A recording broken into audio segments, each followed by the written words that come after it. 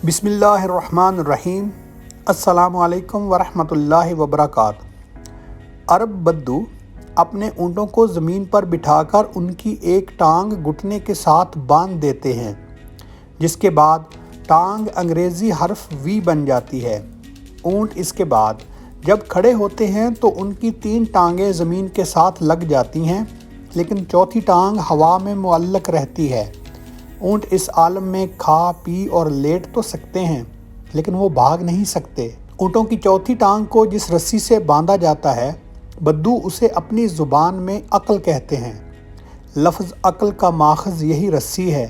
جب کسی شخص کو عقل کرو کہتے ہیں تو اس کا سیدھا سادہ مطلب ہوتا ہے اپنی ایک ٹانگ باندھ لو، یعنی اپنی بھاگ دوڑ کم کرو، ٹھنڈا کر کے کھاؤ، احساس کرو، رک جاؤ، اپنی اوقات دیکھو، صبر کرو اور حالات کو بدلنے دو وغیرہ وغیرہ۔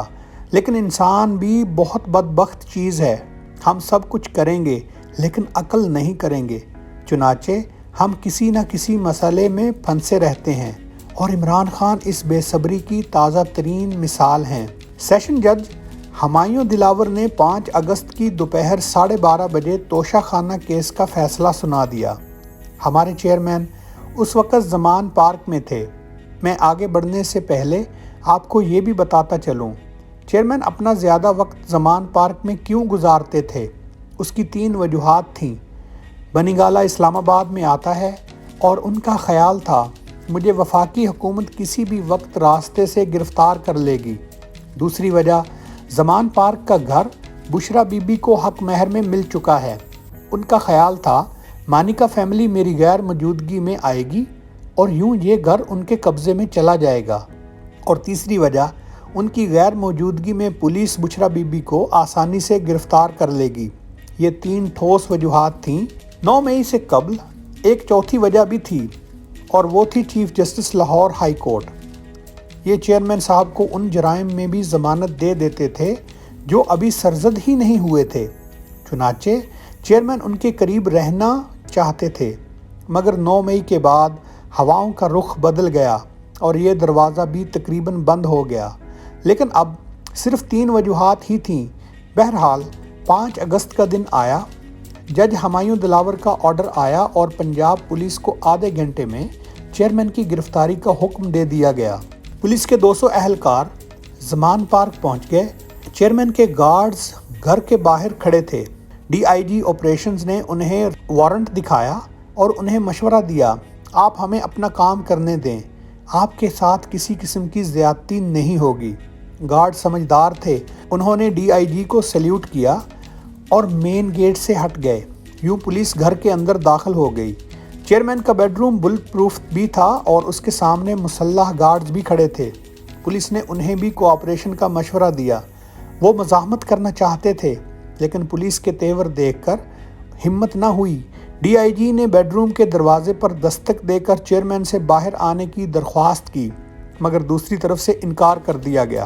پولیس نے تھوڑی دیر انتظار کیا اور اس کے بعد دروازہ توڑنے کا عمل شروع ہو گیا۔ دروازہ بلٹ پروف تھا، مگر ریاست اس سے زیادہ تگڑی تھی، چنانچہ دروازہ 8 منٹ میں ہمت ہار گیا۔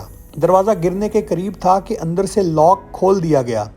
پولیس نے دروازہ کھولا تو سامنے بشرا بی بی کھڑی تھی۔ چیئرمین صاحب ان کی آڑ میں کھڑے تھے۔ ایس پی نے بشرا بی بی سے کہا، بہن، ہمارے پاس کورٹ آرڈرز ہیں، ہم نے ہر صورت چیئرمین کو گرفتار کرنا ہے، آپ کے ساتھ کسی قسم کی زیادتی نہیں ہوگی، آپ ہمیں اپنا کام کرنے دیں۔ بشرا بی بی نے چند سیکنڈ سوچا اور پھر وہ بھی سامنے سے ہٹ گئیں۔ پولیس نے چیئرمین کو گرفتار کر لیا۔ وہ اس وقت ٹی شرٹ اور ٹراؤزر میں تھے۔ ایس پی انہیں لے کر گاڑی میں بیٹھ گیا۔ انہیں سیدھا ایئرپورٹ لایا گیا۔ چیئرمین کو خصوصی جہاز کے ذریعے اسلام آباد پہنچانے کا حکم تھا، لیکن پھر پلان تبدیل ہو گیا اور نئے پلان کے لیے وقت درکار تھا، چنانچہ چیئرمین کو ایئرپورٹ پر بٹھا دیا گیا اور پولیس نے ان کے ساتھ گفتگو شروع کر دی۔ چیئرمین کا خیال تھا یہ ناانصافی ہے، میں نے کیا جرم کیا ہے جس کی سزا دی جا رہی ہے؟ پولیس افسروں نے انہیں ان کے دور کی ناانصافیاں گنوانا شروع کر دیں۔ ایک افسر نے بتایا، مجھے آپ کے دور میں 3 صوبوں میں گھمایا گیا، اور تینوں میں خوفناک کرپشن تھی۔ میں بھی اگر پیسے دے دیتا تو پنجاب میں رہتا۔ چیئرمین کے پاس اس کا کوئی جواب نہیں تھا۔ ایک پولیس افسر نے پوچھا، آپ کو اگر کھانے کی کوئی چیز چاہیے تو میں لا دیتا ہوں۔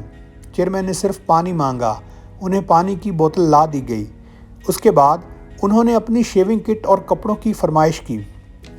ڈی آئی جی نے اپنے ڈی ایس پی کو فون کیا، وہ اس وقت تک زمان پارک میں ہی تھا۔ ڈی ایس پی نے بشرا بی بی سے چیئرمین کا بیگ مانگا۔ بی بی نے شیونگ کٹ اور کپڑوں کا بیگ اس کے حوالے کر دیا اور یہ بیگ بعد ازاں چیئرمین تک پہنچا دیا گیا۔ چیئرمین کو بعد ازاں گاڑی میں بٹھا کر اسلام آباد روانہ کر دیا گیا۔ چیئرمین کو اپنی گرفتاری کا یقین نہیں آ رہا تھا۔ وہ گھر میں پولیس دیکھ کر حیران تھے اور سارا راستہ بھی پریشان رہے۔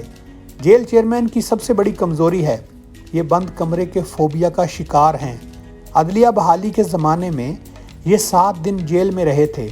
یہ 7 دن ان کی زندگی کے مشکل ترین دن تھے۔ یہ آج بھی جب انہیں یاد کرتے ہیں تو ان کی آواز میں تکلیف اور درد آ جاتا ہے۔ اپریل 2022 میں جب میری ان سے آخری ملاقات ہوئی تو انہوں نے فواد چودھری اور شہباز گل کی موجودگی میں اعتراف کیا، جیل میں میرا دن آرام سے گزر جاتا تھا، لیکن رات کے وقت یوں ہی سیل کے دروازے بند کیے جاتے تھے تو میرا دل بند ہو جاتا تھا اور میں چیخنے پر مجبور ہو جاتا تھا۔ مجھے محسوس ہوتا تھا میں مر جاؤں گا۔ فواد چودھری نے انہیں اشارے سے چپ کرانے کی کوشش کی مگر وہ بولتے چلے گئے اور میں ہنستا رہا۔ آج میرے چیئرمین کی صورتحال کیا ہوگی میں تصور کر سکتا ہوں۔ اور کیا یہ صورتحال عارضی ہے؟ میں اس کے بارے میں دعوے سے کچھ نہیں کہہ سکتا، تاہم میں یہ ضرور کہہ سکتا ہوں، جیل وہ واحد جگہ ہے جہاں سے میرا چیئرمین 2 بڑے فیصلے کر سکتا ہے۔ یہ سیاست سے ہمیشہ کے لیے تائب ہو جائے گا اور ملک سے باہر چلا جائے۔ یہ اگر سعودی عربیہ کے لیے راضی ہو جائیں تو انہیں بھی سرور پیلس میں ٹھہرا دیا جائے گا، مگر یہ وہاں انٹرویو دے سکیں گے اور نہ ہی باہر جا سکیں گے۔ اس ڈیل کے لیے بھی انہیں عارضی طور پر سیاست سے تائب ہونا پڑے گا، اور میرا خیال ہے چیئرمین یہ فیصلہ جتنا جلد کر لیں گے ان کے لیے اتنا ہی بہتر ہوگا۔ چیئرمین نے 2017 میں اسٹیبلشمنٹ اور عدلیہ کو میاں نواز شریف کے خلاف استعمال کیا تھا۔ نواز شریف اپنی بیٹی سمیت گرفتار ہوئے، عدالتوں اور جیلوں میں طویل خواری برداشت کی اور جلا وطنی بھی دیکھی، جس کے بعد چیئرمین 3.5 سال 1 پیج انجوائے کرتے رہے، لیکن پھر وہی ہوا۔ دوسری ایکسٹینشن سے پہلے خان بھی سڑکوں پر آ گیا۔ چیئرمین کو اب اگلی ڈیل اگست 2025 میں ملے گی۔ اسے پورے 2 سال انتظار کرنا پڑے گا، اور اس وقت بھی اگر میاں شہباز شریف اور بلاول بھٹو کی حکومت ہوئی تو یہ ڈیل بھی نہیں ہو سکے گی۔ پاکستان میں اس وقت صرف ایک لیڈر بچا ہے جس کے ساتھ عمران خان کا اتحاد ہو سکتا ہے، اور وہ ہے نواز شریف۔ یہ دونوں وہ لوگ ہیں جن پر اسٹیبلشمنٹ اعتماد نہیں کرتی، باقی سب سولجرز ود آؤٹ یونیفارم ہیں، اور چیئرمین کے لیے دوسرا آپشن طویل جیل ہے۔ یہ مردوں کی طرح جیل کاٹیں اور لیڈر بن کر باہر آئیں۔ اب سوال یہ ہے، کیا چیئرمین حقیقتاً ایک برا انسان ہے؟ اس کا سیدھا اور سادہ جواب ہے ہرگز نہیں۔ یہ شخص واقعی ملک کو بدلنا چاہتا ہے، لیکن اس میں 5 خوفناک خرابیاں ہیں جن کی وجہ سے یہ ہمیشہ مار کھا جاتا ہے۔ یہ مردم شناس نہیں ہے، یہ ہمیشہ کمزور، بزدل اور منافق لوگوں کو اپنے ارد گرد جمع کر لیتا ہے، اور اس کا نتیجہ وہی نکلتا ہے جو اس وقت نکل رہا ہے۔ دوسرا، یہ ایک ہی وقت میں سب سے جنگ چھیڑ لیتا ہے۔ فواد چودھری انہیں بار بار سمجھاتا رہا، سر ہم نے اگر سیاستدانوں سے لڑنا ہے تو پھر ہمیں اسٹیبلشمنٹ کو ساتھ رکھنا ہوگا، اور ہم نے اگر اسٹیبلشمنٹ سے لڑنا ہے تو پھر ہمیں سیاستدانوں سے بنا کر رکھنی ہوگی۔ ہم سب سے لڑ کر نہیں جیت سکتے، اور خان یہ غلطی کرتا رہا۔ تیسرا، یہ ضعیف العقیدہ ہے۔ یہ 40 سال سے جنوں، بھوتوں، تعویذوں اور پھونکوں میں پھنسا ہوا ہے، اور اللہ کو یہ فعل قطعاً پسند نہیں ہے۔ چوتھا، یہ بے تحاشا بولتا ہے۔ یہ روزانہ قوم سے خطاب کرتا ہے اور اوور ایکسپوئر لیڈرشپ کے لیے اتنا ہی خطرناک ہوتا ہے جتنا لوہے کے لیے زنگ۔ اور پانچواں، یہ بے وفا انسان ہے۔ یہ کسی کے ساتھ وفا نہیں کرتا، لوگوں کو استعمال کرتا ہے اور پھینک دیتا ہے۔ یہ آج اپنی اس خامی کی وجہ سے اکیلا ہو چکا ہے۔ میرا ذاتی خیال ہے یہ اگر اپنی ان خامیوں پر قابو پا لے اور مردوں کی طرح جیل برداشت کر لے تو یہ واپس بھی آئے گا اور ملک کو بدل کر بھی رکھ دے گا۔ کیونکہ لوگ اس پر یقین کرتے ہیں اور یہ دولت آج تک کسی پاکستانی لیڈر کو نصیب نہیں ہوئی۔ لہٰذا میرا چیئرمین اگر آج اپنی ایک ٹانگ پر عقل کی گانٹھ مار لے تو یہ واقعی قائد اعظم ثانی ثابت ہو سکتا ہے۔ یہ ملک کو بدل کر رکھ دے گا۔ شکریہ دوستو، ہماری ویڈیو اچھی لگی تو لائک کریں، چینل کو سبسکرائب کریں۔ السلام علیکم ورحمۃ اللہ وبرکاتہ۔